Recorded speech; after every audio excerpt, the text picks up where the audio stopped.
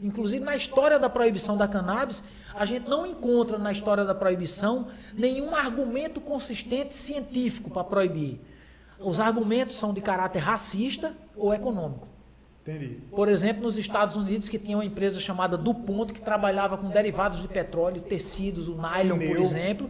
E aí o cânhamo, a fibra de cânhamo, era uma concorrente muito forte, porque produzia tecidos mais duráveis, mais resistentes do que e por um preço muito mais barato. Então eles tinham interesse de destruir. O que é que eles fizeram? Associaram a cannabis aos imigrantes mexicanos, que tinham um preconceito muito grande, e a essa coisa do estigma de ser uma erva que causa mal às pessoas. Então, eles não tinham prova disso, mas eles jogaram isso aí. E aí começou a se estigmatizar. Aqui no Brasil foi a partir da década de 30.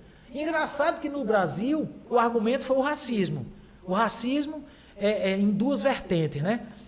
Primeiro, os negros aqui do Brasil, até a primeira metade do século XX, o samba, a capoeira, o candomblé eram todas práticas proibidas, porque vinham dos negros e os negros africanos eram tidos como raça degenerada, raça inferior e que podiam, com os seus costumes, com as suas práticas, contaminar as outras camadas sociais mais sofisticadas, a aristocracia, a burguesia da época.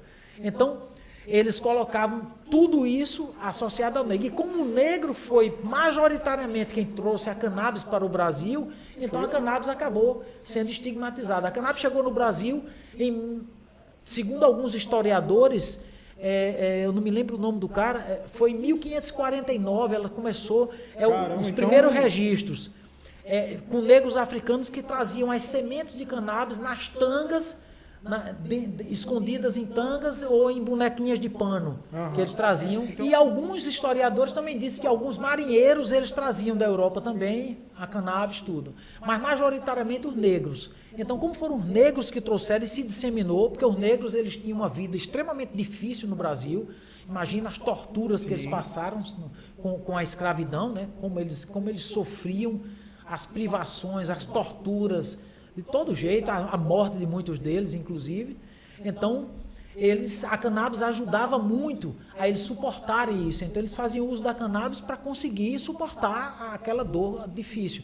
E se disseminou, inclusive, entre os índios também, na época. Várias tribos indígenas, elas pegaram essa tradição dos negros e até hoje nós temos comunidades indígenas no Brasil que têm a cannabis incorporada à sua cultura de forma secular, que vem passando pela ancestralidade, né, de pai para filho, tal, de geração para geração.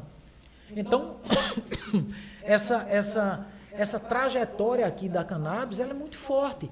E por isso que a cannabis hoje, ela tem esse valor, né, esse valor tão grande.